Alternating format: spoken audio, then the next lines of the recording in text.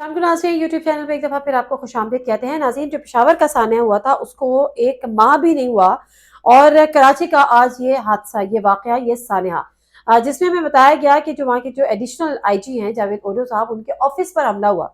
और जो ऑफिस पर उनके हमला होता है, अब आप जरा सोचें कि खुद पुलिस का ऑफिस है और ऐसी हसास जगह पे वाक़ है, मेन शाहरा फैसल पे वाक़ है, जहाँ पे सिर्फ यही एक ऑफिस नहीं है बल्कि दीगर जो हसास ऑफिस हैं, जो हमारे हसास इदारे हैं, उनके भी वहां पर ऑफिस हैं। वहां पे हमारे 4 स्टार 5 स्टार होटल्स हैं। वहां से कुछ ही दूर के फासले पर रेंजर्स का ऑफिस है। और ये तमाम चीजें हो रही हैं और ऐसी जगह पर हो रही हैं जो मैंने यहाँ पर बयान किए। फिर दूसरी चीज पे आ जाते हैं। बताया यह गया कि पुलिस की वर्दी में लोग वहां पर अंदर चले गए और एग्जैक्टली साना पेशावर जो हुआ था उसमें भी पुलिस की वर्दी में लोग अंदर चले गए। मसला यहाँ पर यह है कि जब हमारे तमाम ही स्टेक होल्डर्स की प्रायोरिटीज चेंज होंगी, तरजीहात मुख्तलिफ होंगी, मुल्क की जो सिक्योरिटी है, जो अमनो अम्मा के इशूज हैं, वो तरजीहात में आपके शामिल नहीं होंगे और आपकी तरजीहात ये होंगी कि इमरान खान साहब को किस तरह से गिरफ्तार करना है, किसकी कब ऑडियो आनी है, किसकी कब वीडियो रिलीज करनी है और उसके साथ साथ किसको कब मिलान करना है, किसकी कब कैरेक्टर असैसिनेशन करनी है, पीटीआई को सफा हस्ती से कब मिटाना है, तो फिर जो है पीटीआई की गर्दन कब मरोड़नी है, इलेक्शन नहीं कराने हैं, उसके लिए एड़ी चोटी का आपने जोर लगाना है। तो फिर इस किस्म के वाकयात के लिए हमारी इस कौम को माजरत के साथ और अफसोस के साथ मुझे ये कहना पड़ रहा है, मेरी बदकिस्मती है कि हमें ये कहना पड़ रहा है कि फिर हमारी कौम को शायद इसके लिए तैयार रहना होगा। दूसरी बात, अब सवाल यहाँ पर यह है कि एक एपीसी बुलाई गई थी, जिसका मैंने पहले भी जिक्र किया था। एक एपीसी बुलाई गई थी साना पेशावर के बाद और उसके बाद कहा यह गया, इमरान खान साहब को दावत दी गई टेलीफोन करके, अयाज सादे साहब ने, और वहां पे परवेज खट्टर साहब को टेलीफोन कर दिया। पहले वहां से ना हो गई, फिर उन्होंने कहा कि जी आप हमें फॉर्मल इन्विटेशन भेजें। फिर वो एपीसी वो तो नहीं भेजा। एपीसी 7 जनवरी को, फरवरी को बुलानी थी, वो 9 फरवरी को मौखर कर दी गई।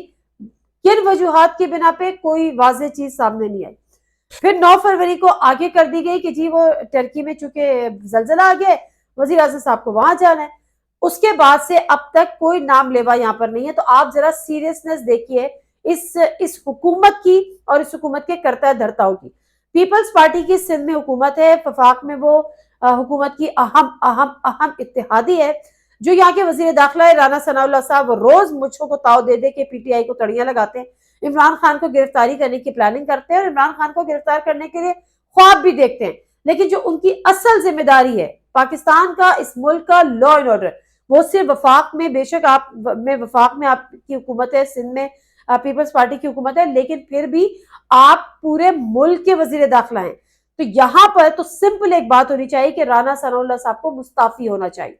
दूसरी बात यह कि जो कराची के वाक़या है, इस पे भी लोग बड़ी सवालात उठा रहे हैं कि अगर कराची जैसे शहर में, जो आपका इकोनॉमिक हब है, वहां पर पीएसएल मैच हो रहे थे, वहां पर उसके अलावा भी एक दो ऐसे हाई प्रोफाइल इवेंट्स हो रहे थे, वहां पर अगर आपकी सिक्योरिटी लैप्स है और इंटेलिजेंस फेलियर है, तो हम किस मुल्क को यहाँ पर महफूज करें या महफूज समझें।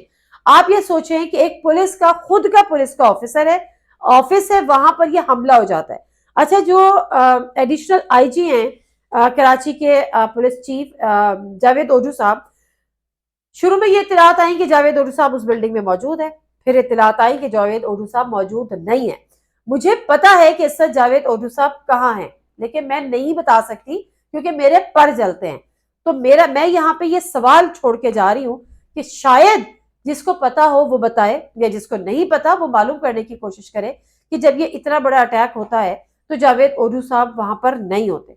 अब सवाल यहाँ पर यह है कि जब आपका एडिशनल आईजी ही वहां पर मौजूद नहीं है, तो फिर असल में टारगेट क्या था। जब आपका कोई भी अटैक होता है तो उसका बेनिफिशियरी तो अपनी जगह, लेकिन उसका टारगेट देखा जाता है कि उसका टारगेट क्या था और उसके आगे उसको इससे मकसूद क्या था। या तो एक होता है कि आपको खौफ रास फैलाना है, या फिर आपको ये मैसेज देना है कि we are here and we are back. ठीक है, अब उसमें जो सूरत हाल है वो इंतहाई गंभीर है, क्योंकि अगर इतनी हसास जगह पर ये वाकया हो सकता है तो इसका मतलब है कल को ये वाकया कहीं और भी हो सकता है। और आज इतनी हसास जगह पे अगर ये वाकया हुआ है, जो कराची से थोड़ी बहुत भी वाकफियत रखते हैं वो शाहरा फैसल से वाकफियत रखते हैं, اور شارع فیصل سے آپ کو پتا ہے کہ شارع فیصل پہ اگر یہ آفس ہے، اس سے چند قدموں کے فاصلے پر دیگر حساس آفیسز ہیں.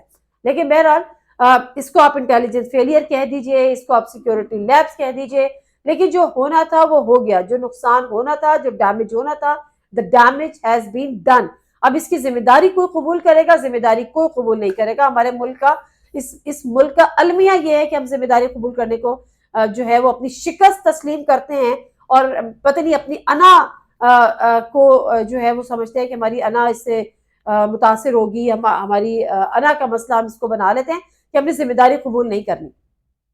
میں نے پہلے بھی یہ بات کی تھی کہ جب پرائرٹیز آپ کی مختلف ہو تو پھر آپ ملک کو اور ملک کی سیکیورٹی کو اور ملک کے دیگر معاملات کو اسی طرح سے اسٹیک پر لگاتے ہیں.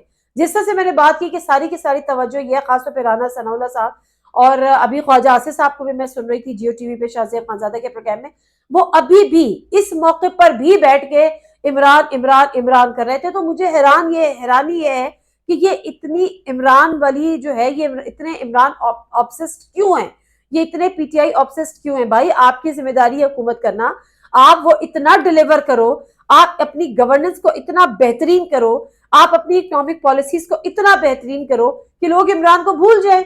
عمران خان صاحب جب حکومت میں تھے تو ان کی وہ پاپولیرٹی نہیں تھی جو آج ہے. ان کی پاپولیرٹی کرنے میں پی ایم ایل این کا اور دیگر جماعتوں کا جو اتحادی جماعتیں ہیں ان کا بھرپور ہاتھ.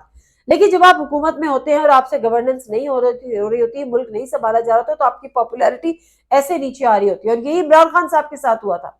اب اگر یہ سمجھتے ہیں کہ آج عمران خان صاحب بہت پاپولر ہیں اور یہ ان پاپولر ہیں جس کی وجہ سے یہ الیکشن میں نہیں جا رہے، تو بھائی آپ کے پاس ایک اپرچونٹی ہے، آپ کے پاس حکومت ہے، آپ کے پاس آنے والے وقتوں میں 7 سے 8 مہینے ہیں، الیکشن آپ نے جلدی کرانے نہیں ہے، تو کم از کم ڈیلیور تو کرو. ڈیلیور کر کے آپ خان کو مات دو. آپ صرف اپنے بیانات سے خان کو فائدہ پہنچا رہے ہیں اور اپنے آپ کو نقصان پہنچا رہے ہیں. Let me come back to the A P C which was scheduled but نہیں ہوئی. کیوں نہیں ہوئی؟ میں نے اس سے بھی یہ بات کہا تھا، اور اس کو کسی نے کسی جگہ سے اس بات کو ڈینائی نہیں کیا گیا، سب نے خاموشی ساتھ لی. وجہ یہ تھی کہ اس وقت پی ٹی آئی جو ہے، میں اگر ورڈ یوز کروں ڈیسپریٹ تو وہ غلط نہیں ہوگا، پی ٹی آئی ڈیسپریٹ ہے کہ اس کا کسی طرح سے اسٹیبلشمنٹ کے ساتھ انٹریکشن ہو، نئے چیف آف آرمی صاحب ہیں ان کے ساتھ انٹریکشن ہو، وہ جو ایک برف ہے وہ پگھلے، کم از کم آمنا سامنا ہو، چند باتیں ہوں.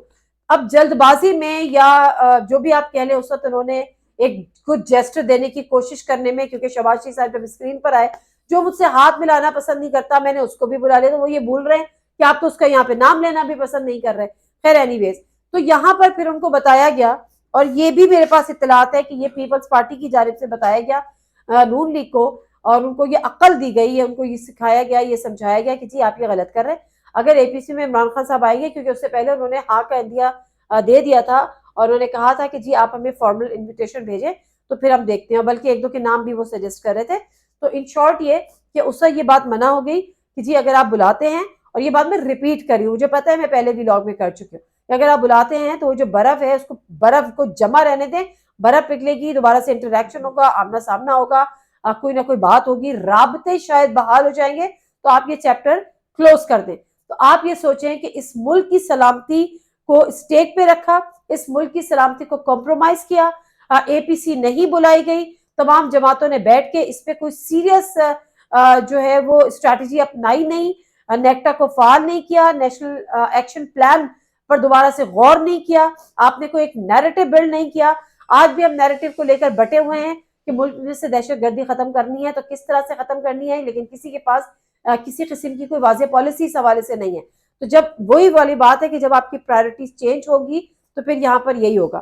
جو آج کا واقعہ ہے جو کراچی کا، اس حوالے سے اطلاعات یہی ہیں کہ جس طرح سے سانحہ پشاور ہوا، پشاور میں جو پولیس کی مسجد پہ حملہ ہوا تھا کہ وہاں پہ اندر کے لوگ ملے ہوئے تھے، اور یہ اس کارروائی کے حوالے سے بھی یہی کہا جا رہا ہے. مجاہد بریلوی صاحب ہمارے پروگرام میں تھے، بڑے سینئر صحافی ہیں، انہوں نے کہا کہ جی ہمارے یہاں پر اندر کے لوگ اگر ملے ہوئے نہ ہو تو اتنی بڑی کارروائی نہیں ہو سکتی کہ آپ 4 گھنٹے تک ایڈیشنل آئی جی کے آفس کو یرغمال بنا لیں.